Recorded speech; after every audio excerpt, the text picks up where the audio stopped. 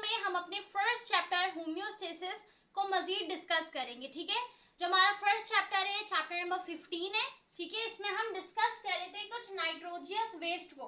सही है कि नाइट्रोजियस वेस्ट को हमें बॉडी से निकालना होता है by the process of excretion. सही, सो हम डिस्कस करते हैं वन बाय वन उन तमाम नाइट्रोजियस वेस्ट को जो हमारी बॉडी में है और जिसे निकालना बेहद जरूरी है। सही, सबसे पहला जो नाइट्रोजियस वेस्ट है दैट इज इमोनिया यानी कि NH2।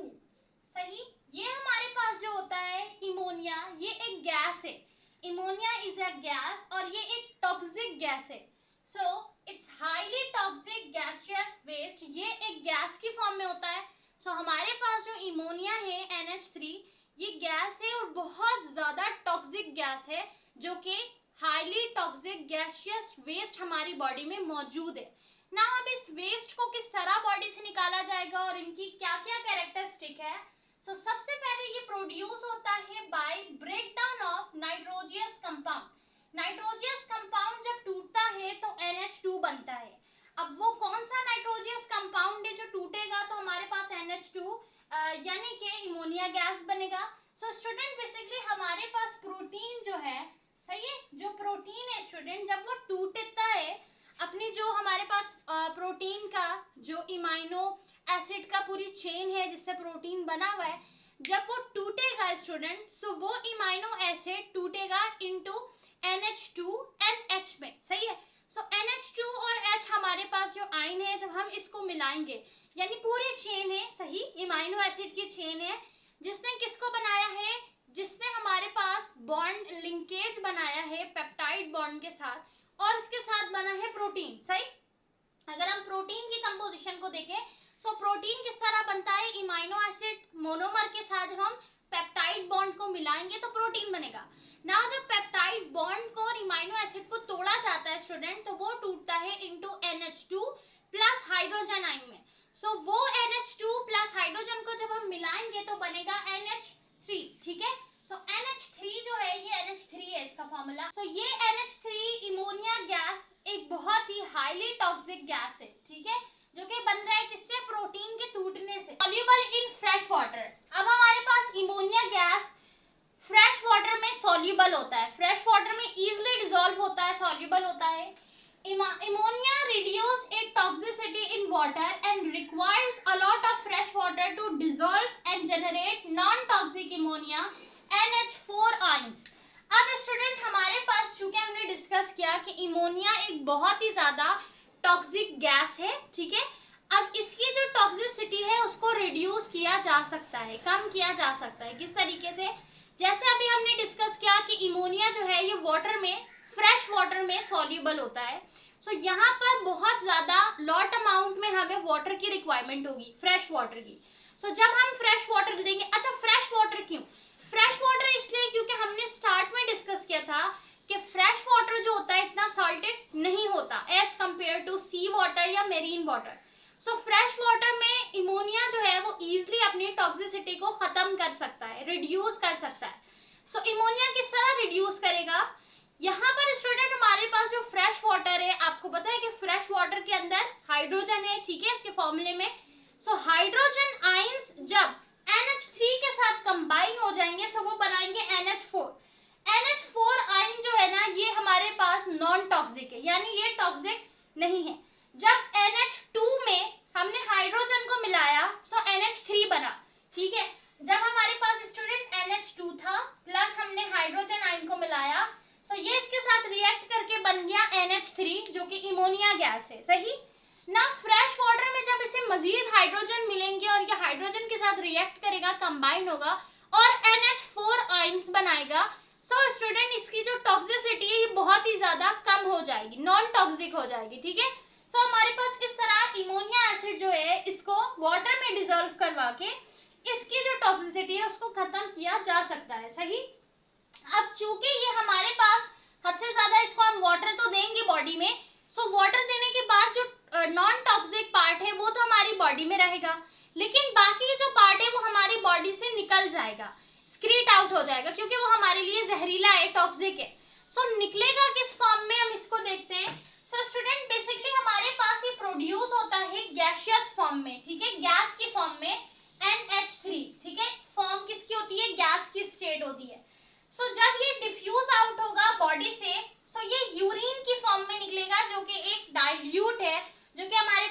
फ्लूइड है, ठीक है, यानी लिक्विड की फॉर्म में, ठीक है, यूरिन। अब यूरिन की फॉर्म में निकलेगा एज अ यूरिया, किसकी तरह, यूरिया की तरह। सो यूरिया भी हमारे पास एक नाइट्रोजियस वेस्ट प्रोडक्ट है हमारी बॉडी का जो कि निकालना है। सो यूरिया की तरह यूरिन की फॉर्म में जो हमारे पास इमोनिया गैस है वो निकलेगा, ठीक है स्टूडेंट। सो इमोनिया गैस की फॉर्म में है, लेकिन जब बॉडी से निकलेगा सो वो यूरिन की फॉर्म में निकलेगा एज अ यूरिया, ठीक है। अच्छा, उसके बाद लिखा है कि जो हमारे पास इमोनिया है ये इतना टॉक्सिक है, बहुत ही ज्यादा क्रॉसिव यानी कि गला देने वाला, ठीक है, यानी हाईली टॉक्सिक है, 1 lakh time more toxic than urea, यानी यूरिया से कई ज्यादा टॉक्सिक है। सो सवाल ये बनता है कि ये डायरेक्ट गैसियस फॉर्म में क्यों नहीं निकल रहा बॉडी से, यूरिया की फॉर्म में यूरिया की तरह क्यों निकल रहा है। सो इसका रीजन ये है स्टूडेंट कि हमारे पास जो यूरिया है ये as compare to ammonia gas बहुत कम टॉक्सिक होता है, ठीक है, यानी 1 लाख टाइम्स कम होता है। सो विच मीन्स कि ये ज्यादा टॉक्सिक है। सो ये हमारी बॉडी से इसी फॉर्म में नहीं निकल सकता। तो जब ये निकलेगा तो ये यूरिन की फॉर्म में निकलेगा एज अ यूरिया, जो कि लेस टॉक्सिक है। ये भी टॉक्सिक है बट लेस टॉक्सिक है as compare to ammonia gas, सही। आगे लिखा है स्टूडेंट हमारे पास animals that excrete ammonia are called ammonotelic. अब वो तमाम एनिमल्स जो अपनी बॉडी से इमोनिया गैस को निकालते हैं उनको हम इमोनियोटैलिक कहते हैं, ठीक है। वो तमाम ऑर्गेनिज्म जो बॉडी से स्क्रीट आउट करेंगे किसको, इमोनिया गैस को, उसे हम इमोनियोटैलिक कहेंगे, सही है। तो ये हमारे पास कंप्लीट इमोनिया था। इमोनिया की फॉर्मेशन कैसे हो रही है, जब हमारे पास प्रोटीन टूट रहा है इनटू NH2, साथ में जब वो हाइड्रोजन के साथ कंबाइन हो जाएगा तो बनाएगा NH3। NH3 is ammonia gas, जो कि एक हाईली टॉक्सिक गैस है, गैसियस फॉर्म में है, लेकिन जब बॉडी से स्क्रीट आउट होगी सो यूरिन की फॉर्म में निकलेगी, लिक्विड की फॉर्म में निकलेगी एज अ यूरिया। यूरिया भी टॉक्सिक है बट यूरिया इतना ज्यादा टॉक्सिक नहीं है जितना इमोनिया गैस हमारे पास बहुत ज्यादा टॉक्सिक है। और इसकी टॉक्सिसिटी कम की जा सकती है जब ये वाटर में हाइड्रोजन के साथ कंबाइन होगा, बनाएगा NH4 आयन, ठीक है। सो ये छोटी छोटी चीजें आपने याद रखनी है, रीजनिंग क्वेश्चन में आपसे पूछा जा सकता है, MCQs में आपसे पूछा जा सकता है।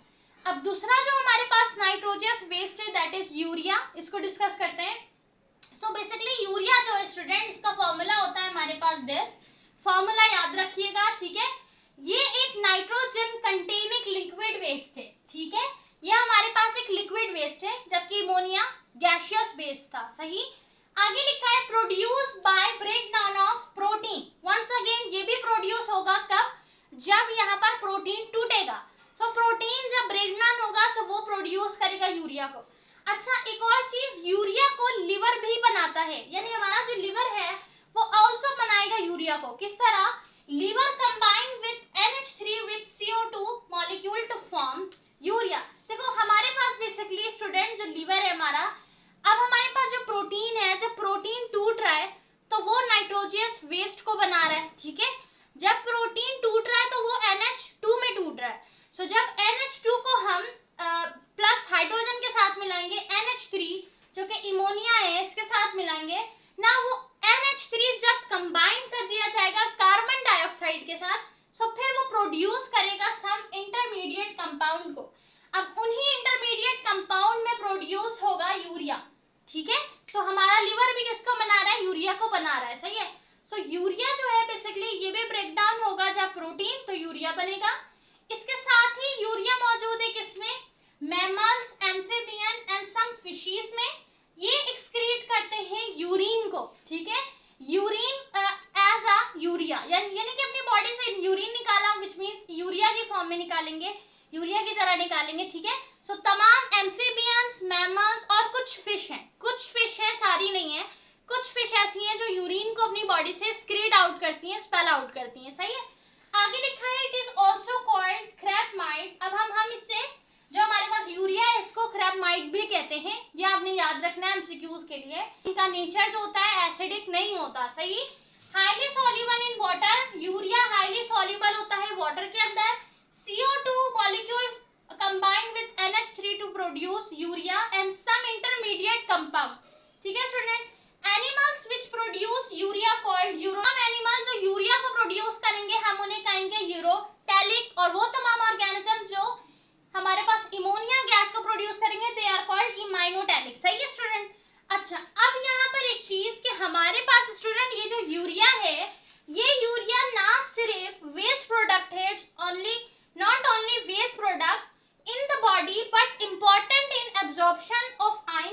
Water of kidney. हमारी बॉडी में कुछ आयंस हैं जो एब्जॉर्ब हो रहे हैं हमारी किडनी के लिए, हमारी किडनी में, ठीक है। कुछ एसेंशियल आयंस हैं, कुछ वाटर्स हैं जो हमारी किडनी में एब्जॉर्ब हो रहा है। सो यूरिया जो है ना स्टूडेंट, ना सिर्फ एक वेस्ट प्रोडक्ट है बल्कि यूरिया उन एसेंशियल आयंस को निकाल के किडनी में एब्जॉर्ब भी करवा रहा है, सही है। सो यहाँ पर कुछ यूरिया के फायदे भी हैं। सो आपसे उसके बेनिफिट पूछे जा सकते हैं। अगर हम डिस्कस करें बेनिफिट ऑफ यूरिया को, very first as a raw material source of nitrogen. अब हमने पढ़ा था कि हमारे पास यूरिया नाइट्रोजन कंटेनिंग कंपाउंड है। So as a raw material source of nitrogen इस्तेमाल होता है for making fertiliser in chemical industry. So chemical industry में जो फर्टिलाइजर की जरूरत होती है उसे हम यूरिया से हासिल करके भी बना सकते हैं और बनाया जाता भी है, सही है। सो जितनी भी केमिकल इंडस्ट्रीज हैं उसके अंदर फर्टिलाइजर जो यूज हो रहा है वो raw material of nitrogen as a source of urea से लिया जा रहा है, ठीक है। इसके अलावा in human blood nitrogen test, जिसे हम बन कहते हैं, BUN, ये BUN हमारा जो टेस्ट है ह्यूमन ब्लड नाइट्रोजन टेस्ट, इसको परफॉर्म करने के लिए भी हमें इसकी जरूरत पड़ती है यूरिया की। अच्छा, ये टेस्ट होता क्यों है? ताकि चेक किया जा सके रीनाल फंक्शन को। रीनाल फंक्शन मींस किडनी का जो हमारी फंक्शन है उनको चेक किया जा सके कि कितना हमारे पास यूरिया रिमूव हो चुका है, कितना मजीद रिमूव होने की जरूरत है। इसके अलावा कुछ नाइट्रोजियस वेस्ट हैं उनको कितनी अमाउंट में रिमूव मजीद करना है, ये सारी चीजें पता लगती हैं हमारे इस टेस्ट से, ठीक है। और इस टेस्ट को परफॉर्म करने के लिए हमें यूरिया की जरूरत पड़ेगी, सही है स्टूडेंट। सो हमने डिस्कस किया आज की वीडियो में अमोनिया गैस को और साथ ही यूरिया को, ठीक है। यूरिया के कुछ फायदे भी हैं। एक तो ये फर्टिलाइजर में यानी केमिकल इंडस्ट्री में यूज हो रहा है। दूसरा ये हमारे पास टेस्ट के लिए भी जो है ना बहुत ज्यादा जरूरी है। इसके साथ ही ये कुछ आयंस को और वाटर को भी एब्जॉर्ब कराता है, एब्जॉर्प्शन कराता है किडनी में, सही है स्टूडेंट। सो ये दोनों हमारे पास लेकिन वेस्ट प्रोडक्ट है हमारी बॉडी के, जिनको निकालना बहुत जरूरी है by the process of excretion, सही है। अब एक और हमारे पास वेस्ट प्रोडक्ट है यूरिक एसिड, हम उसको समझते हैं। तो हमारे पास यूरिक एसिड बेसिकली किस तरीके का कंपाउंड है, किस तरीके का नाइट्रोजियस वेस्ट है। सो लिखा है uric acid is another nitrogenous compound and oxidative metabolic product. अब हमारे पास ये एक वेस्ट कंपाउंड है जो कि मेटाबॉलिक वेस्ट है, ठीक है, मेटाबॉलिक प्रोडक्ट है। अब मेटाबॉलिक प्रोडक्ट किसका है? प्यूरिन्स का। प्यूरिन्स क्या होता है स्टूडेंट? हमने प्यूरिन्स को डिस्कस किया था कंपोजिशन ऑफ न्यूक्लियोटाइड में, ठीक है। जब हम कंपोजिशन ऑफ न्यूक्लियोटाइड को समझ रहे थे कि न्यूक्लियोटाइड किस तरीके से बना है, सो वहां हमने डिस्कस किया था कुछ नाइट्रोजियस बेस का, ठीक है ना। हमने डिस्कस किया था नाइट्रोजियस बेस यानी कि एडोनिन, गवानिन, यूरासिल, साइटोसिन, थाइमीन, ये मिलके बनाते हैं डीएनए को, आरएनए को। और फिर उसके बाद हमारे पास कंपोजिशन होती है न्यूक्लियोटाइड की जो कि बनाता है न्यूक्लिक एसिड को, ठीक है। इस वजह कर हम इसे यूरिक एसिड कहते हैं क्योंकि बेसिकली ये प्रोडक्ट है, मेटाबॉलिक प्रोडक्ट है प्यूरिन्स का, ठीक है, मेटाबॉलिक प्रोडक्ट है, ये याद रखिएगा आप, ये प्रोडक्ट है प्यूरिन्स का। अब हमारे पास प्यूरिन्स क्या होता है? प्यूरिन्स होता है नाइट्रोजियस बेस ऑफ कंपाउंड, जो हम पढ़ रहे थे कंपोजिशन ऑफ न्यूक्लियोटाइड में।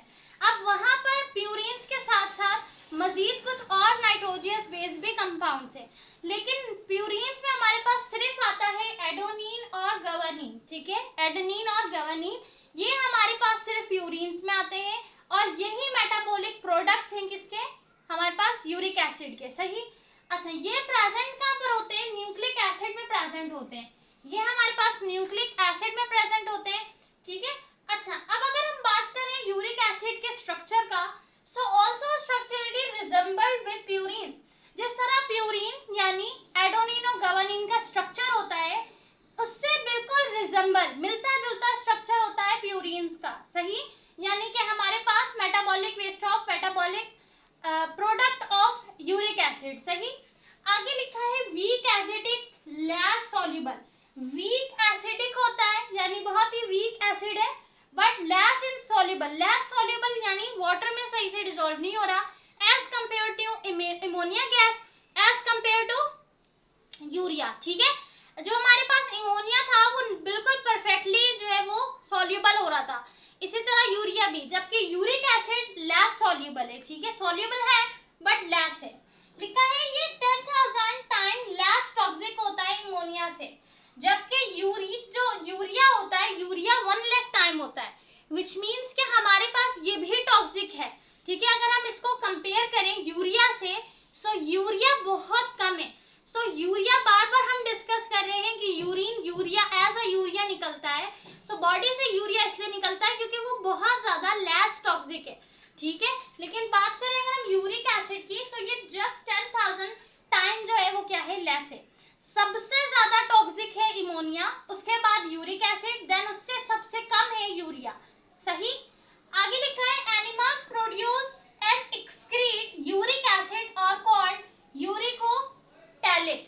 वो तमाम एनिमल्स जो प्रोड्यूस करते हैं अपनी बॉडी के अंदर या अपनी बॉडी से एक्सक्रीट निकालते हैं, उन्हें हम कहते हैं यूरिकोटैलिक, ठीक है।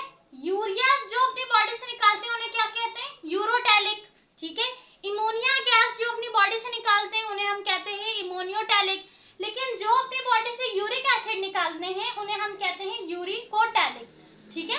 आगे लिखा है कि वो एनिमल्स हैं कौन से, specially reptile, birds, arthropods and insect, ठीक है। स्पेशली हमारे पास वो कौन कौन से ऑर्गेनिज्म है जिन्हें हम यूरोटैलिक कह रहे हैं, जो अपनी बॉडी में प्रोड्यूस कर रहे हैं और निकाल रहे हैं यूरिक एसिड को, वो हमारे पास है रेप्टाइल्स, बर्ड्स, आर्थ्रोपोड्स और इंसेक्ट, ठीक है।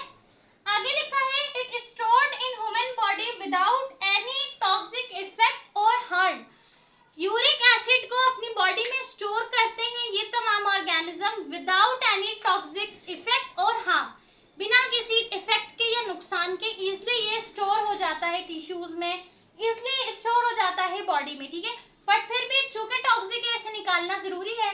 सो ये निकलता किस तरीके से है, चूंकि एनिमल्स में मोस्टली इंसेक्ट हैं, सो बर्ड्स और इंसेक्ट अपनी बॉडी से यूरिक एसिड को निकाल रहे हैं, लेकिन लिक्विड के फॉर्म में नहीं निकालते हैं, ये थिक पेस्ट के फॉर्म में निकालते हैं, ठीक है।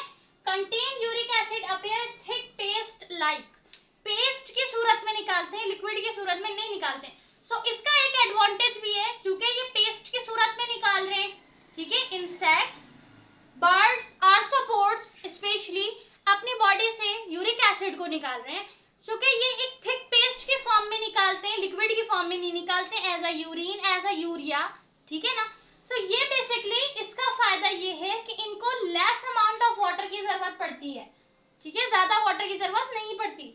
इसके साथ ही एनिमल्स के पास ये एडवांटेज है कि वो कंजर्व कर लेते हैं वाटर को इन देयर बॉडी में अपनी वाटर को स्टोर कर लेते हैं, मजीद वाटर की जरूरत नहीं पड़ती, क्योंकि उनके टॉक्सिक वेस्ट में वाटर की कंसंट्रेशन ज्यादा रिलीज नहीं हो रही, सही। आगे लिखा है in human 75% uric acid is excreted by kidney.